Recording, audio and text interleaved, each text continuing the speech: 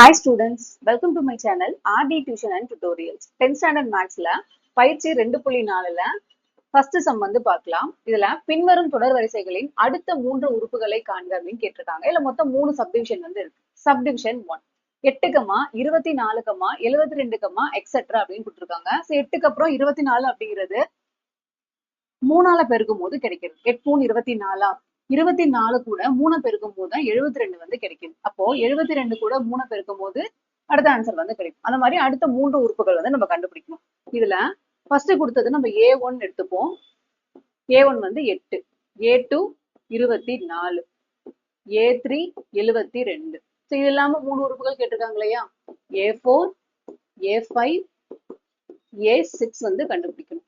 இப்ப 8ஓட 3 பெருக்கும் போது 24 கிடைச்சிருக்கு. 24ஓட 3 பெருக்கும் போது 72 கிடைச்சிருக்கு இல்லையா? அப்ப 72ஓட 3 வந்து மல்டிப்ளை பண்ணணும். பண்ணும்போது 216 அப்படின்னு வரும். இப்ப இந்த 216ஓட 3 வந்து மல்டிப்ளை பண்ணணும்.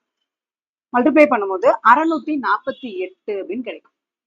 இந்த 648ஓட 3 பெருக்கணும் அப்படின்னா 1944 அப்படின்னு கிடைக்கும். இதான் பாத்தீங்கன்னா அடுத்த 3 உறுப்புகள். சப்டிவிஷன் 2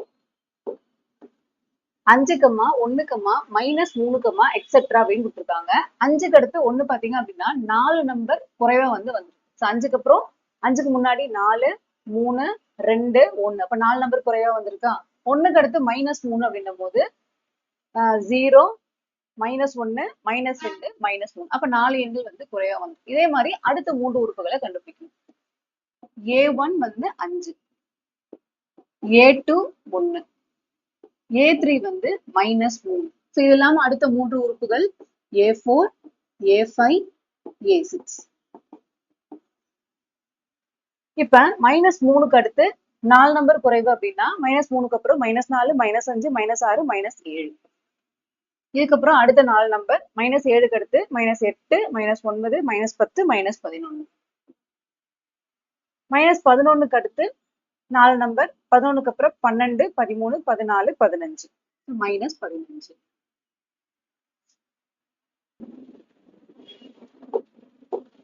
சப்டிவிஷன் 3 1/4, 2/9, 3/16, எக்ஸெட்ரா அப்படின்னு போயிட்டே இருக்கு. ஸோ முதல் என்ன பாத்தீங்கன்னா A1 அப்படின்னு எடுக்கலாம். 1/4.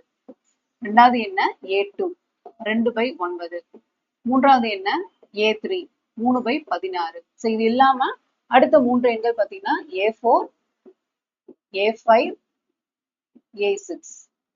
இப்ப மேல பாத்தீங்கன்னா இயல் எண்களா போயிட்டு இருக்கா? 1, 2, 3 இயல் எண்களா போயிட்டு இருக்கு.